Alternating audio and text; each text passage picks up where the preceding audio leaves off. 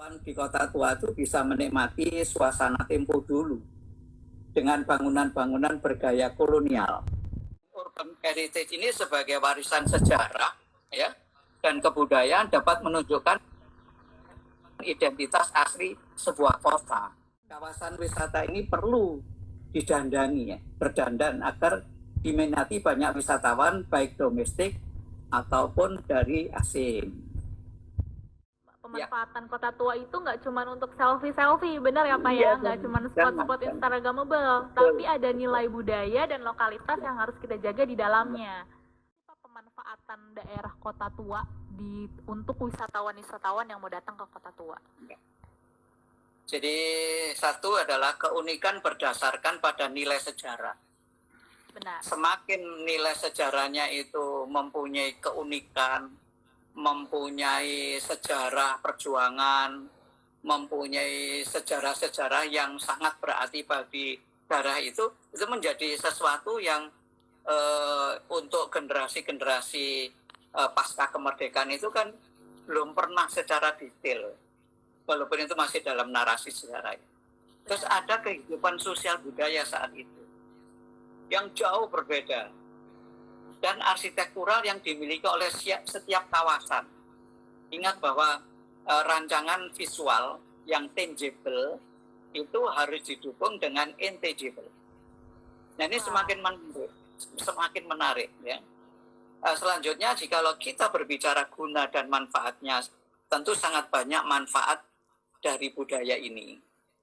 Nah, perlu diketahui manfaat ini merupakan salah satu aspek pelestarian yang aspek pemanfaatan. Jadi selain untuk mengenal peninggalan sejarah masa lalu juga tentunya menjadi ikon suatu masyarakat setempat maupun daerah. Ikon ini tidak hanya di pusat kota yang mewah, tetapi satu cagar budaya juga menjadi satu tanda atau landmark. Ini yang menjadi daya tarik karena apa? Lingkungan sekitar itu bisa jadi kita sudah bosan dengan wajah-wajah yang serba modern. Tapi ketika ada satu bangunan dengan ornamen-ornamen yang unik dan masing-masing fasad bangunan itu tidak ada yang sama, ini semakin daya tarik. Lebih-lebih untuk mode ya, untuk desain, estetikanya itu akan menjadi daya tarik, dan ini seringkali dilihat oleh anak-anak kita ya, generasi milenial terutama juga siswa pelajar sampai mahasiswa itu menjadi spot selfie gitu. Kalau nggak deket gitu ya, bener, Pak. kurang nyaman, kurang afdol gitu ya. Nah ini yang menjadikan daya tarik gitu. Siapapun, tidak terbatas usia ya. Nah sebagai rekaman dasar, tentunya varian budaya dapat dimanfaatkan untuk kepentingan menggali ilmu pengetahuan, sejarah dan kebudayaan, serta dapat berdampak pada bidang ekonomi dan pariwisata. Ya, Perancis saja sebuah negara yang unik, cara melestarikan cagar budaya itu menjadi aset satu-satunya, ya, pendapatan negara yang paling besar. Nah ini kan bisa menjadi contoh. Nah, sedangkan cagar budaya juga berfungsi sebagai peneguh jati diri sebuah bangsa, yakni adanya kesadaran perjalanan sejarah bangsa itu sendiri. Gitu. Benar. Nah, manusia sebagai khalifah atau pemimpin bumi sejatinya tidak memimpin saja, melainkan kita dituntut merawat, menjaga, memelihara lingkungan sekitar. Terlebih lagi suatu kawasan situs cagar budaya yang sangat penting dalam memberikan ilmu pengetahuan bagi saat ini maupun masa depan. Jadi intinya itu adalah cagar budaya ini sangat penting bagi siapapun, baik masa lalu, masa kini maupun masa depan. Ini harus dijaga dan dilestarikan supaya ada warisan yang berguna bagi generasi penerus. Dan juga para kaum muda harus tahu arti pentingnya suatu sejarah masa lalu yang harus tertanam dalam diri kita. Ini sebuah identitas yang harus dijaga. Wah, saya sedikit merangkum ya Pak dari obrolan Bapak sebelumnya. Jadi dari Bapak sendiri melihat kalau Kota Tua ini memang punya banyak sekali daya tarik dan potensi, benar ya Pak? Gak cuma dari bangunannya yang Belanda ke kolonialan, tapi dari makanannya ya Pak, kerak telurnya luar biasa Pak di Kota Tua. Dan juga banyak aspek-aspek lain di lingkungannya, benar ya Pak ya? Apa sih Pak manfaat cagar budaya ini sih? Kampung Heritage ini mungkin juga untuk Kota Tua ya Pak, untuk cagar budaya untuk wisatawan, masyarakat lokal atau mungkin juga pemerintah. Ya. Jadi gini. Jadi peran serta atau unsur subjek atau stakeholder pariwisata itu yaitu adalah akademisi, manfaatnya akademisi, ya. Terus bisnis, terus komunitas, terus pemerintah, government, dan media, ya. Karena ini sudah konsep pentahelik yang disampaikan oleh Pak Menteri Yahya dulu ya. Ini menjadi daya tarik itu, dan ini harus kumpul bersama dalam rangka sesuai dengan masing-masing peran. Ini kalau dikemas sedemikian rupa, semuanya pasti akan bermanfaat. Sehingga teori lokal bagi akademisi itu bisa dipublish. Seperti kami membuat satu buku tentang kayu tangan dan sudah kami publish di jurnal internasional. Ini bagi akademisi mendapatkan credit point. Bagi bisnis tentunya di sana ada satu perputaran ekonomi ya. Entah itu ekonomi lokal, entah ekonomi yang kelasnya adalah menyesuaikan dengan karakternya gitu. Terus caranya supaya kita nih Pak, generasi sekarang bisa ikut untuk ibaratnya mewarisi atau melestarikan daerah-daerah bersejarah gitu Pak. Ya. Jadi sebenarnya mudah sekali. Awalnya adalah kita ini kan tidak pernah berhenti untuk pegang Android, HP ya. Selalu ingin mencari. Generasi milenial ini kalau yang saya lihat itu mereka suka hal-hal yang unik, hal-hal yang penuh tantangan, sehingga cuman sayangnya sampai terjadi korban itu kan ya sayang gitu. Artinya bahwa karena memang gini, di Cagar Budaya itu kan ada undangnya, Undang-Undang Cagar Budaya nomor 11 tahun 2010 ya, bahwa tentang cagar budaya. Nah, pada esensinya masyarakat umum sebagai pemeran utama dalam upaya pelestarian ya, terus perlindungan pemanfaatan cagar budaya, sehingga peran masyarakat menjadi sentral. Sekarang menjadi sentral ya karena kepedulian tadi. Untuk terlibat dalam berbagai upaya pelestarian perlindungan pemanfaatan cagar budaya, bisa mengikuti kegiatan-kegiatan yang dilakukan oleh komunitas peduli cagar budaya. Atau secara aktif bisa dilakukan seperti melakukan heritage walking tour atau jalan-jalan tadi, uklam-uklam ya kalau bahasa Malang. Terus ikut bersih-bersih cagar budaya. Ya, terus ikut bersih-bersih. Pendataan ya toh. Terus pendokumentasian cagar budaya. Ada juga untuk background spot selfie-nya. Itu kan sudah menjadi daya tarik.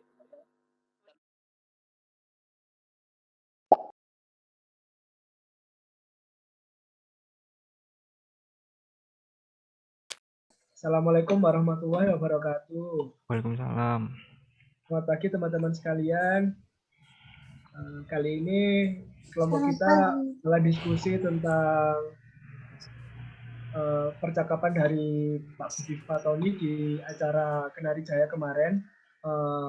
Mungkin berikut kita bakalan nyimak bareng-bareng beberapa statement dan pernyataan dari Pak Budi Fatoni di acara Kenari Jaya kemarin. Nah, oke. setelah kita lihat bareng-bareng tadi statement dari beliau, kali ini kita bakalan sedikit menyimpulkan dari beberapa pernyataan beliau. Di antaranya, manfaat heritage kota tua sebagai warisan sejarah bangsa. Yang pertama, mengembangkan potensi pariwisata kota tua perlu menonjolkan karakteristik lokasi tersebut. Kemudian, semakin nilai sejarah memiliki keunikan, sejarah perjuangan maupun sejarah lain yang memiliki venue tersendiri. Berikutnya, cagar budaya juga berfungsi sebagai pengingat sejarah bangsa. Selanjutnya, intinya, cagar budaya sangat penting bagi siapapun, baik masa yang lampau, masa kini, maupun masa yang akan datang sebagai identitas yang kuat. Menjaga lokalitas atau identitas suatu daerah. Pemanfaatan kota tua tidak cuma untuk selfie-selfie aja, namun juga perlu menjaga identitas suatu daerah tersebut. Berikutnya, perlunya saling bahu-membahu untuk mengembangkan cagar budaya di setiap daerah. Nah, tantangan terbesar dalam mempertahankan cagar budaya sendiri kembali lagi pada perlu adanya edukasi, yakni tidak semua bangunan tua bisa dijadikan cagar budaya. Namun, lebih berpotensi jika memiliki nilai-nilai bersejarah atau histori. Poin berikutnya, sulitnya merawat bangunan tua dan perlu penyesuaian tersendiri. Next, secara geografis, Kota Malang sebagai home base-nya Jawa Timur, di mana Kota Malang memiliki 2.0, yakni di pusat kota atau kampung warna-warni dan di alun-alun kota. Selanjutnya, kota hidup karena adanya perkampungan.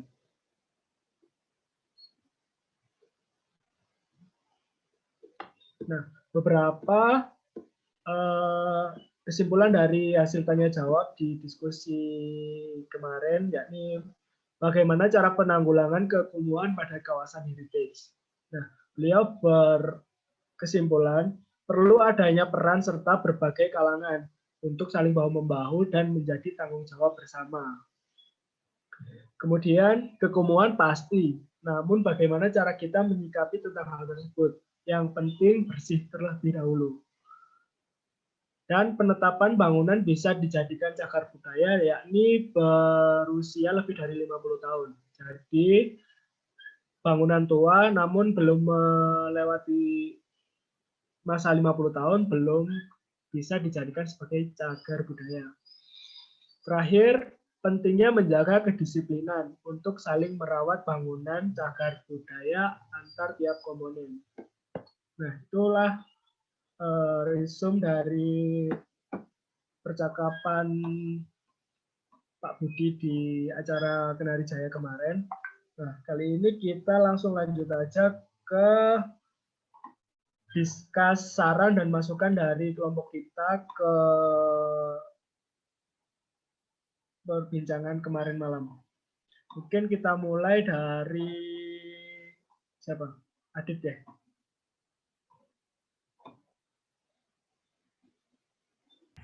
Baca dulu mungkin. Baik, kalau dari saya sih ya, saya tuh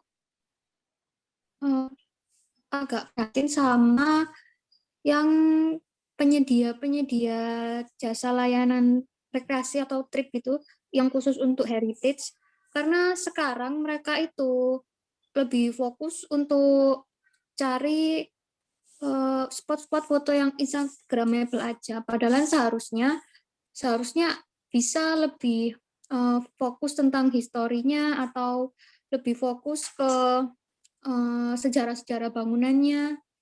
Jadi menurut saya kurang kalau di Malang itu yang fokus untuk menceritakan historinya. Oke, berarti kesimpulannya dari saran Mbak Eca itu perlunya penekanan di story sama sejarah dari bangunan tersebut ya. Nggak cuma sekedar tempat foto-foto doang gitu ya. Oke, oke. Selanjutnya mungkin teman-teman lain yang ada saran atau masukan bagi yang pernah ke salah satu cagar budaya atau bisa memberikan pemaparan, saran serta masukannya untuk pengelolaan bangunan yang dijadikan cagar budaya. Adit yang pernah ke sana mungkin? Ya mungkin saran dari saya setelah mengunjungi beberapa tempat cagar budaya atau tempat kawasan wisata ya yang ada di Malang itu adalah perlu adanya pendekatan secara individu. Yang saya maksud adalah kita melakukan pendekatan orang ke orang.